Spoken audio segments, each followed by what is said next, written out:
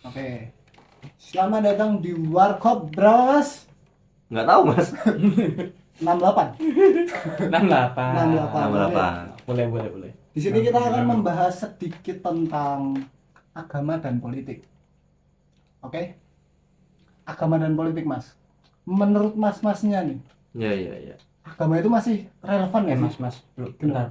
bentar. Gimana? Ini perkenalan dulu nggak Oh sih? iya benar, perkenalan, sorry. Anda ini gimana sih, Ya, maaf, Mas? Mas. Iya saya juga belum kenal sih. Oh. Ini mas siapa sih? Wah, asing banget. Saya nggak tahu. Siapa sih? Iya. Sorry. Salah dulu. Kan ini kan juga mungkin bisa aja Mas Junet gitu kan. Iya. Gitu tuh. Masih Junet? Bukan. Bukan. Oke, perkenalan dari siapa dulu nih? Bebas dari Bebas. masnya dulu. Udah dari saya dulu. Oh iya. Sebagai pembawa acara. Oke, perkenalkan nama saya Gabia. Hmm. Masnya siapa? Nama saya Hindia. Hindia. Iya. Respect. Soalnya gini Mas, dari penyanyi Mas, Hindia. Penyanyi Hindia. Jadi artinya Baskara gitu. Baskara Hindia. Iya. Baskara Putra Hindia. Ya, Oke, gitu. sip, sip, sip. Kalau masnya siapa? Tony. Tony. Mas Tony. Tony dari mana itu Tony? Itu Mas- singkatan atau Tony itu- emang dari orang Enggak, tua emang Tony ya. Tony Emang itu Tony. Tony Stark gitu Mas. Enggak, nama lengkap saya Tony. Tony. Nama lengkapnya Tony. Tony, panggilannya Tony. Udah Mariati Mas. Enggak Tony. Oh. Jangan paksa saya loh, Mas. Enggak Tony nama saya. Oke. Balik ya. Ya. Agama dan politik. Oh iya, gimana? Menurut Mas Tony dulu deh.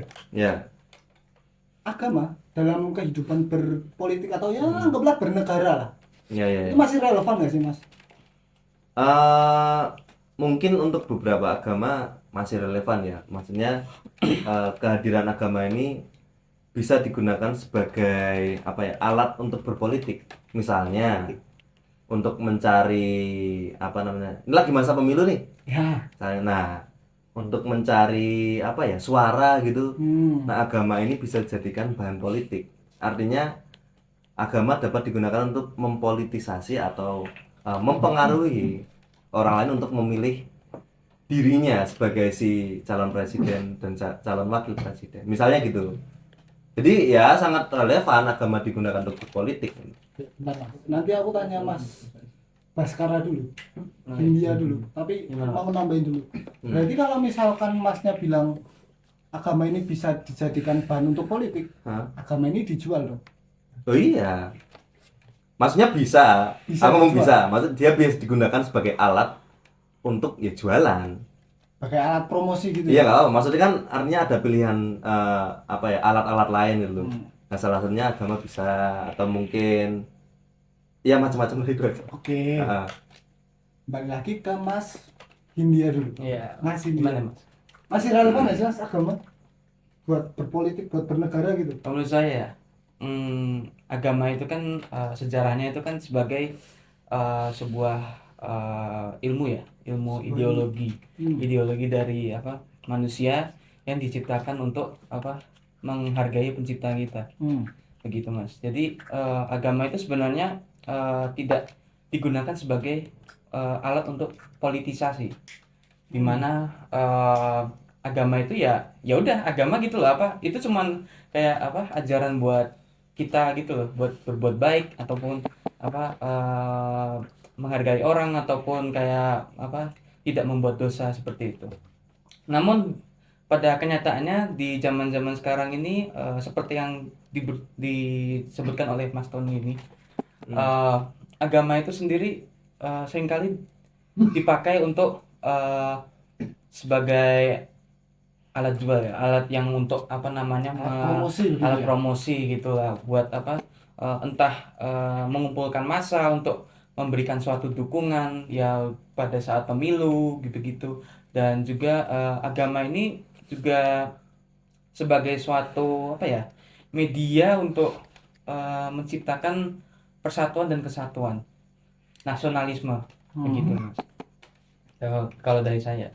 Berarti dua-duanya juga berpendapat bahwa agama memang bisa dijadikan bahan jualan gitu, bahan untuk mempromosikan diri. Kalau menurut Mas berdua nih, itu etis nggak sih Mas? Masa tuh agama kan hubunganmu dengan Tuhan gitu, nah ini malah dijual gitu, biar kayak ya aku ini satu agama dengan kalian, harus milih aku dong. Menurut Masnya itu hal yang etis nggak sih? Mas siapa ini? Mas Cut, Mas Baskara dulu. Kalau menurut saya itu ada dua versi. Ada dua versi. Jadi apa?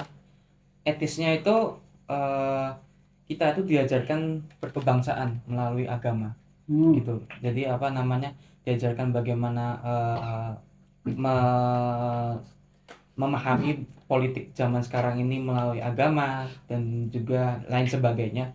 Namun ada juga yang secara tidak etis itu bertentangan gitu loh. Maksudnya bertentangan di sini tuh apakah kita bisa mempercayai pemimpin yang kita pilih hanya dengan dipilih dari agama yang sama, begitu loh. Jadi kan di sini kan kita mikirnya kayak SDM manusia gitu, Mas.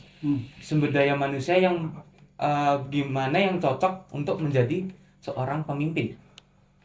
Jadi seorang pemimpin itu bukan dipilih melalui agamanya, tetapi melalui etos kerjanya serta bagaimana pengorbanan ataupun kayak passionnya gitu loh di bidang tersebut, sehingga hal tersebut memang dipertimbangkan begitu Mas, untuk apa kayak tidak etisnya gitu loh. Berarti masalahnya ada lagi, agama ya bisa aja dijadikan, cuman kayak yang dipilih harusnya nggak agama nggak sih? Bisa jadi, bisa jadi. Kalau menurut Mas Tony gimana? Gimana tadi pertanyaannya? Saya sedikit lupa. Apakah etis menjadikan agama sebagai barang dagang atau barang promosi begitu? Kalau untuk saya sendiri ya,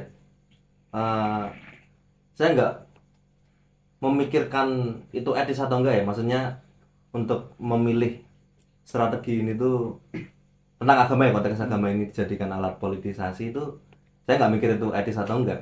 Saya nggak peduli bagian itu. Cuma yang saya pedulikan itu adalah tujuan akhirnya itu apa?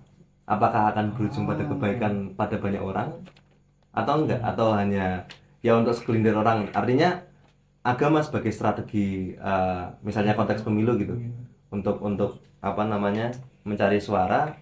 Ternyata akhirnya ya itu si calon presiden ini berhasil tuh dengan strateginya menggunakan agama. Dan ya seperti kata Mas Baskara tadi itu, siapa? Mas India tadi itu, ternyata etos kerjanya bagus dan dia bermanfaat, terus berdampak baik pada kebanyakan orang. Ya itu nggak masalah. Akhirnya agama itu nggak penting dibuang. Intinya itu sebagai strategi aja. Atau mungkin ya bernegara nggak cuma perkara pemilu tadi ya, itu kan cuma sebagai salah satu contoh gitu.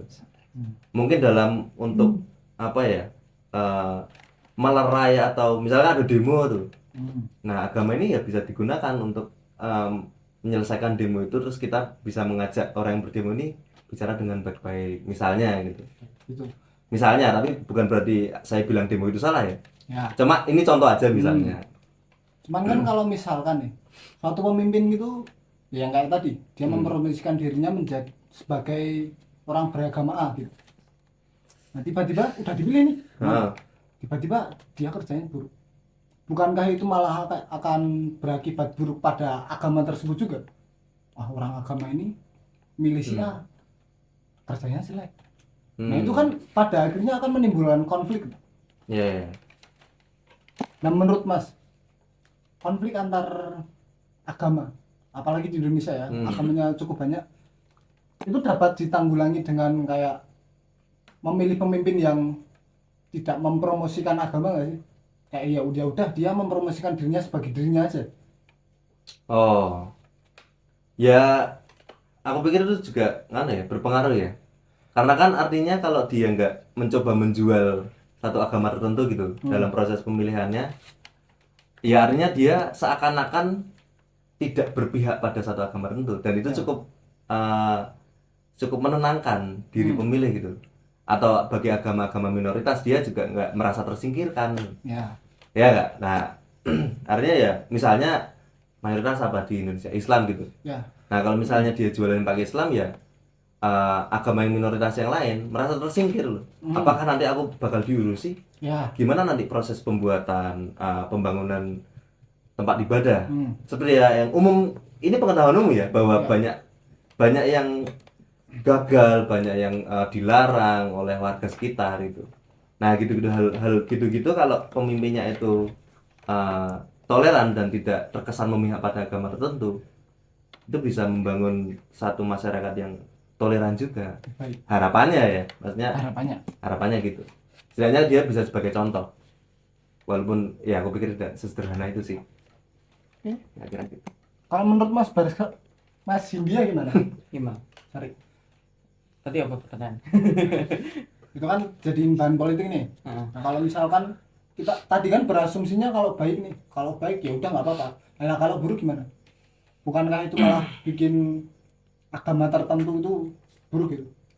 Kalau buruk itu ini saya belajar dari studi kasus juga ya, di mana ada beberapa pemimpin yang dipilih itu ternyata setelah dipilih dia tidak kayak misalnya pas dia kampanye gitu, kampanye mencari dukungan, dia janjinya, oh ini bunga rumah itu nanti saya jadiin 0%, DP rumah saya gratiskan seperti itu. Tapi ternyata pada saat dia menjadi pemimpin, semua janji tersebut hanyalah sebuah omong kosong belaka doang yang diciptakan oleh pemimpin tersebut. Sehingga hal ini bisa jadi suatu hal yang buruk ya. Jadi sebuah kayak stigma gitu loh bagi agama-agama yang minoritas gitu loh. Karena minoritas di sini tuh maksudnya kayak berpikir kayak, oh ini yang mayoritas ini memilih pemimpin tersebut karena agamanya sama dengan agama mayoritas tersebut Ya. sehingga pada saat pemimpinnya itu dipilih namun ternyata etos kerjanya buruk, banyak masyarakat yang agama minoritas tersebut tuh berpikiran bahwa wah ini ternyata setelah dipilih yang agamanya sama nih malah semakin buruk keadaan perekonomian, keadaan lingkungan, seperti itu Mas. Jadi memang itu membuat persepsi yang negatif sehingga membuat atribusi yang salah terhadap suatu agama mayoritas tersebut. Seperti itu Mas. Berarti kalau misalkan kenapa Mas? Ngecat Mas. Oh, boleh. Santai aja. Ya, sana nih. Warkop kok Mas? Warkop kan tadi? Ya warkop. Warkop. Pengen pesen kopi ya. Waduh, pesen kopi. Nanti dulu Mas, nanti tak beliin. Lanjut. Jadi kan agama tadi ya pada akhirnya bisa jadi bahan politik, terus bahan politik itu bisa menjadikan konflik. Nah, konflik di sini kan biasanya dimulai dari kayak minoritas yang istilahnya dianaktirikan. Terus mayoritas yang menggebu-gebu. Mereka merasa kuat, kemudian menindas gitu kan, ya merasa kuat terus menindas dan pada akhirnya menjadi konflik. Kalau Masnya pikir nih, konflik tentang agama ini bisa nggak sih diselesaikan dengan ya udah di Indonesia, di sebuah negara lah kita bilang satu agama aja. Apakah konflik itu akan hilang? Ini saya ya? Saya dulu? Atau siapa Saya dulu aja, Oh, Mas iya. Tony dulu aja. Kalau menurut saya ya nggak juga sih, akhirnya karena kan agama itu kan pasti dia punya suatu buku pegangan ya, yaitu kitab suci. Ya. Nah, sayangnya kalau oke lah satu agama, tapi kitab sucinya oke juga cuma satu. Tapi untuk orang menginterpretasikan kitab suci ini gimana, akhirnya aku pikir akan sangat naif kalau itu ya bisa satu, maksudnya nggak mungkin interpretasinya satu semua itu. Aku pikir itu terlalu naif, kayak yang terjadi pada kenyataannya, misalnya yang sekarang aja yang terjadi, misalnya Kristen gitu, terus jadi Katolik terus ke Kristen atau itulah, antara intinya dua itu terpisah. Ada dua pandangan yang berbeda meskipun satu satu buku panduan atau kitab lah. Kitab suci yang sama. Kitab suci yang sama. Intinya kayak doanya cara berdoanya sama gitu ya. Ya beda nggak sih? Beda dong. Perbedaan itu kan dimulai dari perbedaan pandangan sejak awal dulu. Iya, kan beda. Kalinya ke pandangan pandangan masing-masing lagi. Nah, misalnya di Kristen lagi, Ya. Kristen masih ada yang terpisah lagi. Hmm. Ya nggak sepakat ya. Terus Hmm, nanti di Katolik juga ada beda lagi praktiknya. Nanti di Islam juga ada beda lagi mazhabnya. Nanti di Hindu ya Hindu India, Hindu Bali, Hindu Jawa beda lagi gitu.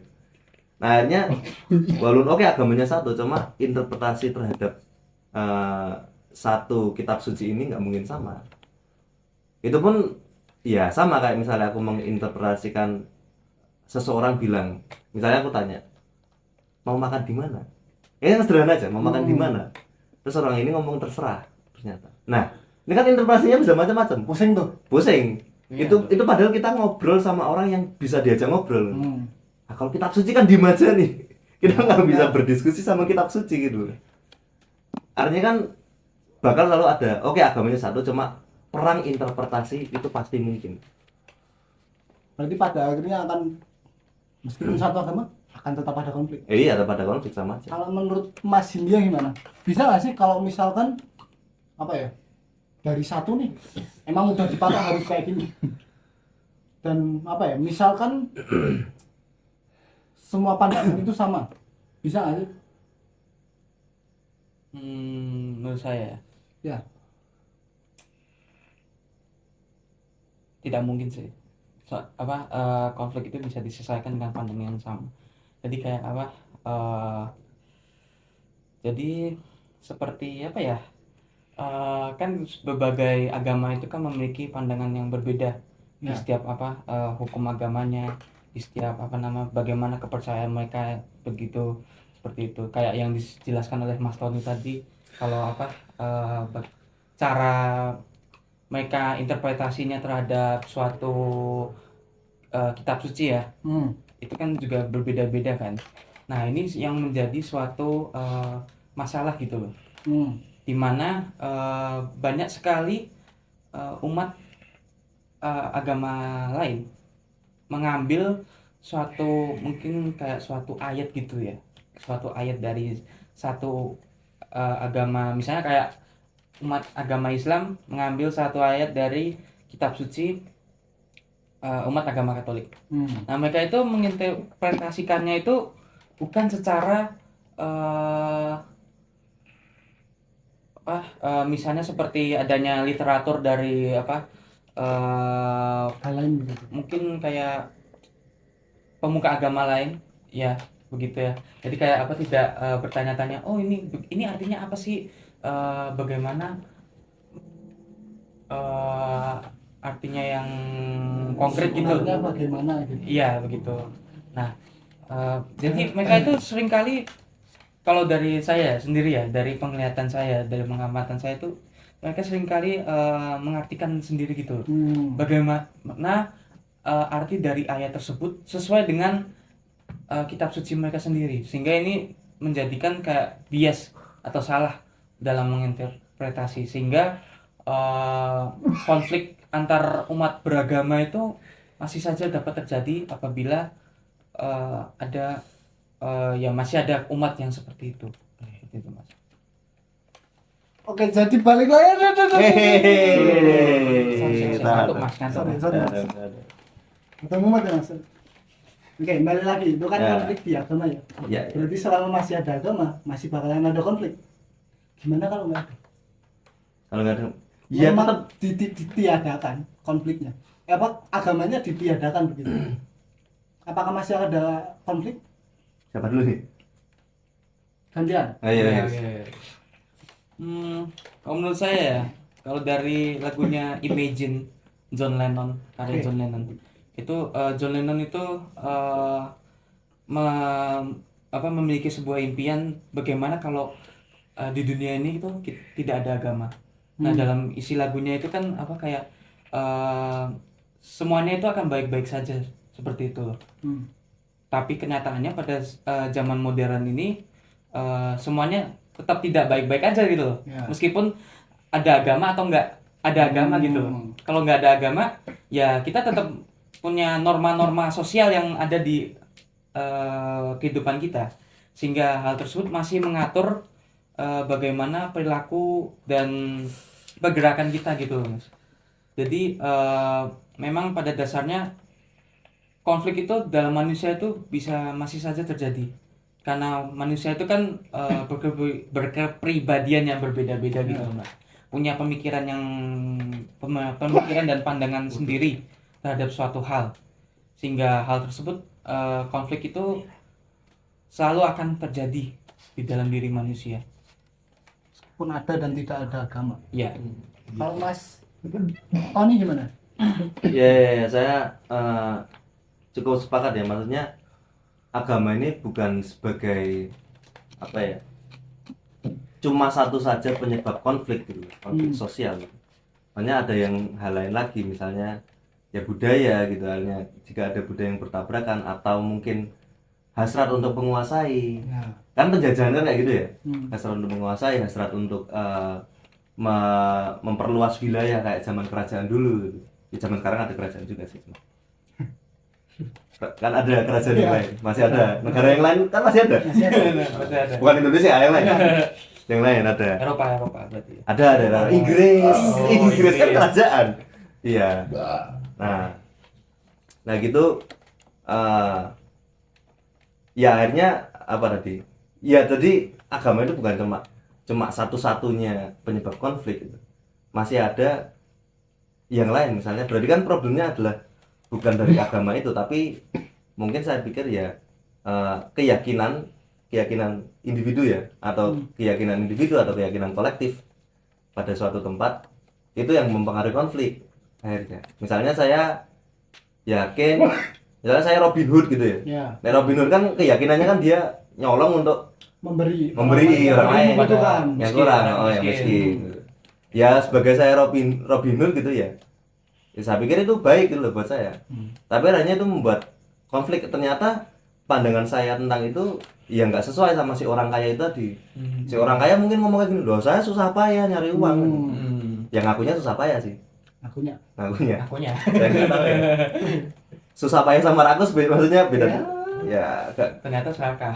ya gitulah ya. Oke. Nah misalnya gitu, akhirnya ya itu tadi, balik lagi intinya Tetap aja ya. tetap ada konflik karena ada satu keyakinan tertentu yang kita anut yang mungkin bertabrakan, karena keyakinan nggak cuma agama, bukan keyakinan tentang ya surga neraka whatever it is.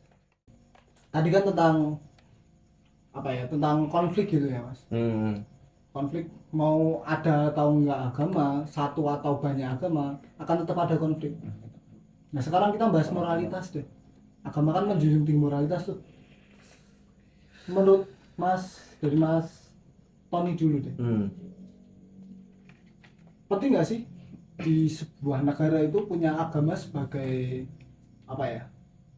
Sebagai dasar moralitas gitu. Ya kalau untuk saya ya nggak semua negara ya akhirnya untuk membutuhkan itu ya. Artinya mungkin ada beberapa negara yang memang dia dalam sejarahnya udah terbiasa, udah terpola untuk hidup berdampingan dengan agama, dan agama itu memang cukup signifikan dalam pembangunan moral gitu. Hanya misalnya di Indonesia lagi ya itu cukup signifikan dalam apa ya, pembangunan moral gitu. Misalnya apa ya, Hindu gitu mungkin. Nah, akhirnya dia bisa hidup rukun dalam kehidupan di Bali karena kebanyakan di Bali ya. Kemudian ya artinya apakah agama ini berperan begitu penting ya, maksudnya untuk pembentukan moral ya. Ya penting akhirnya pada negara yang mana gitu loh. Kalau dia punya sejarah yang panjang tentang kehadiran agama itu sebagai pembentukan moral sosial, ya itu jadi penting. Cuma kalau misalnya ada tempat lain yang mungkin nggak pernah terpapar sedikit pun tentang agama, ya jadi nggak penting. Pun sebenarnya yang mendasar kan kita tanya agama itu apa dulu gitu. Mungkin, tapi itu kan mungkin nggak di sini ya, nanti bisa dibahas tempat lain. Bisa pembahasan next lah. Apakah agama itu ya cuma Kristen Katolik atau agama itu ya kayak zaman dewa Yunani kuno gitu, itu bisa disebut agama nggak misalnya? Bisa. Nah misalnya, ya kita nggak tahu ya, batasannya apa. Kepercayaan gitu sih. Nah nggak tahu, akhirnya dibedain lagi ya, ada kepercayaan, ada agama. Nah tapi intinya itulah. Yang paling penting aku pikir ya keyakinan tentang moral yang baik yang buruk gimana, norma itu gimana, sopan santun itu gimana. Akhirnya itu yang paling penting dalam mengaruhi kehidupan bermoral dalam negara, dalam berpolitik juga. Politik. Kalau Mas India gimana? Penting nggak sih agama itu buat pembentukan moral sebuah negara gitu? Selain dengan peraturan perundang-undangan yang berlaku ya Hmm. dari sebuah negara ya, itu juga penting sih. Karena memang apa namanya, kalau tadi kan menurut Mas Tony kan ada kayak suatu negara yang sejarahnya itu berasal dari perkembangan agama gitu loh. Jadi kayak apa namanya, dari suatu penjajahan itu adanya suatu agama yang masuk apa di dalam negara tersebut, Hmm. sehingga mempunyai sejarah yang panjang. Kayak Indonesia itu kan sejarah panjangnya kan dari Hindu, Buddha, terus sampai agama Islam, dan juga ada Katolik dan Kristen. Ya. Namun yang panjangnya itu di Islam, Ya. seperti itu. Nah, kalau menurut saya sendiri sih agama itu tidak menjadi bahan acuan yang pokok gitu loh buat membuat Pembentukan moral. membuat suatu moralitas. Karena kalau moralitas sendiri itu sendiri kayak bagaimana cara kita survive aja sih di hidup gitu. Bagaimana kita selalu mengikuti hukum alam gitu. Jadi terserah mau bagaimana suatu negara itu eh, menganut agama atau enggak. Kayak misalnya Perancis yang membebaskan semua rakyatnya itu untuk menganut atau tidak menganut agama. Yang penting tuh bagaimana kita cara survive kita di dalam kehidupan, sehingga dari pengalaman-pengalaman maupun pembelajaran-pembelajaran dalam lingkungan ataupun kayak dari peraturan perundang-undangan, kita lebih membentuk diri kita sebagai manusia yang punya moralitas, seperti itu. Berarti agama tetap berpengaruh pada moralitas bangsa gitu ya. Iya. Cuman tidak menjadi patokan utama atau hanya satu-satunya patokan. Nah kalau gitu perlu nggak sih pendidikan agama gitu di sebuah negara lah kita bilang? Karena kan ada nih kayak moralitas lain yang bisa dijadikan patokan gitu. Menurut Mas Tony ya gimana? Oh, penting nggak Penting pendidikan nggak? agama? Wah, ini saya sendiri nggak penting sih. Harusnya Kenapa Mas kok bisa nggak penting gitu? ya, ya itu karena agama itu terlalu apa ya? Berarti kan pendidikan asumsinya itu jadi apa ya, pengetahuan yang dia dimasukkan dalam pendidikan formal nggak sih? Ya. Nah, bagi saya enggak, karena itu urusan masing-masing ya. Urusan Mas. Aku pikir, dan itu ya itu masing-masing tadi. Artinya dia biarkan ya si individu itu nyari, biarkan itu jadi pembelajaran privat aja, entah di lingkungan keluarganya atau di lingkungan masyarakatnya gitu. Jadi pembelajaran di situ aja, karena yang lebih penting itu ya pendidikan moral. Pendidikan moral hanya dia lebih apa namanya, lebih dia lebih toleran, dia lebih tidak memihak pada suatu agama tertentu. Tapi yang mungkin pendidikan agama menjadi penting di mana kita hidup dalam suatu negara yang agamanya itu banyak. Ya. Nah, dengan pendidikan agama kita bisa mengetahui, oh ternyata moralitas di agama ini kayak gini, oh ternyata moralitas di agama ini kayak gini. Akhirnya kita bisa pas anak-anak itu kita bisa memahami, oh kita harus toleransi nih. Kalau lagi puasa, oh ya kita jangan makan di depan orang itu gitu. Ya. Nah misalnya gitu, ya itu jadi penting akhirnya kalau ternyata kita hidup dalam agama yang ya multi agama gitu, sebenarnya multi agama, jadi banyak agama gitu. Jadi penting. Cuma kalau untuk saya sendiri yang paling penting itu ya pendidikan moral, karena toleransi itu masuk dalam pendidikan moral. Ya. Nah kira-kira gitu. Berarti antara penting nggak penting, penting dengan kondisi tertentu dan nggak penting karena ya intinya cuma tentang moral gitu. Iya ya, bagi saya yang lebih penting pendidikan moral. Oke. Kalau menurut Mas Hindia sendiri gimana? Agak susah ya ini. Agak kompleks banget ini. Aduh, gimana ya. Jadi pendidikan agama itu sebenarnya antara sebenarnya juga sama seperti pendapatku, juga sama kayak Mas Tony. Apa antara penting dan nggak penting. Karena pendidikan agama itu sendiri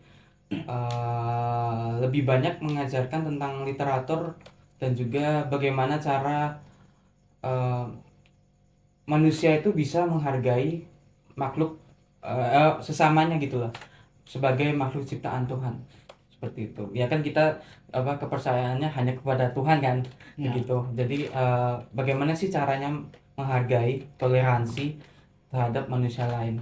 Dan juga pendidikan agama itu sendiri mengajarkan eh, bagaimana suatu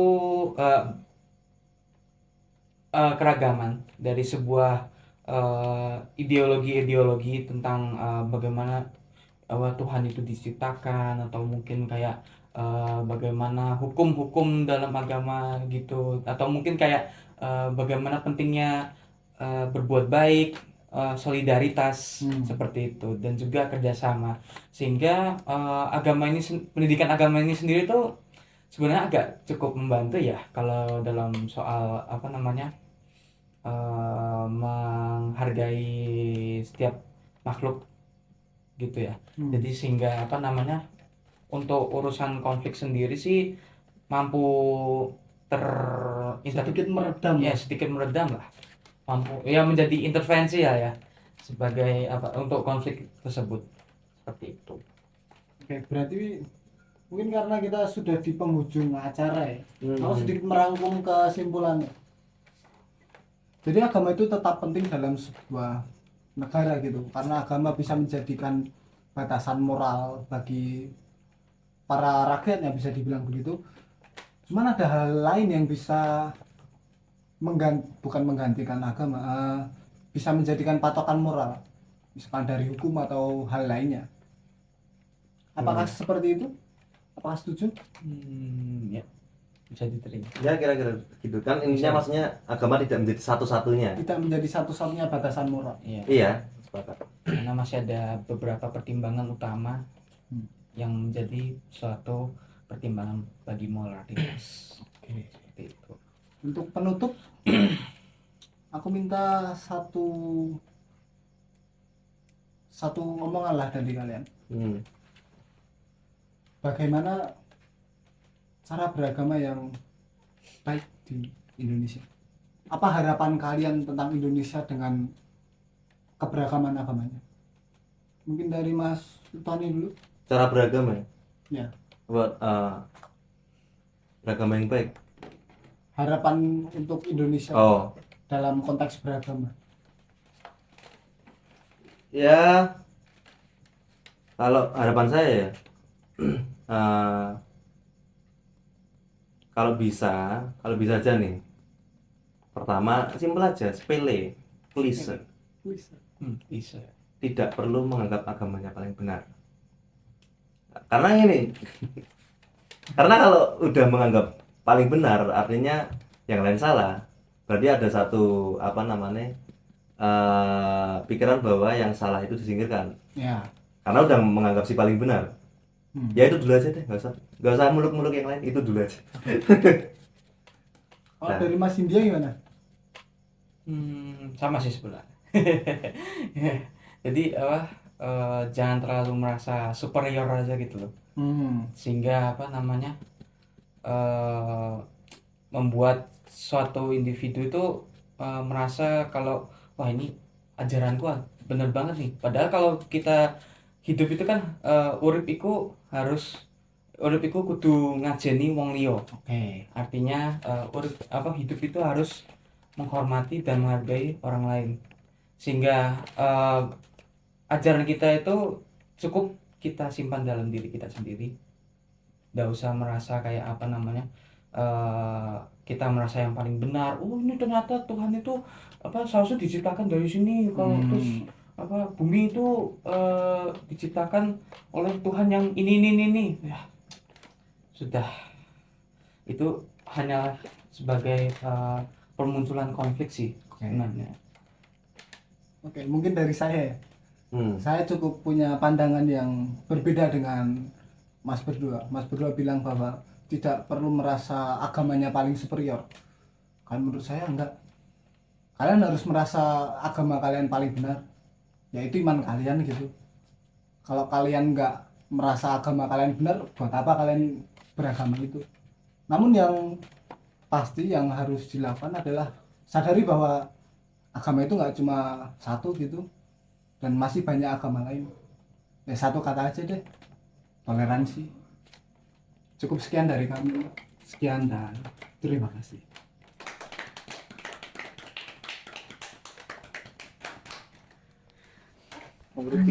Tuh ngajeni wong nih yo. Kita closing aja. Dia memuji diri sendiri. Selfie sih dulu. Sudah, sebelum dimatiin nih.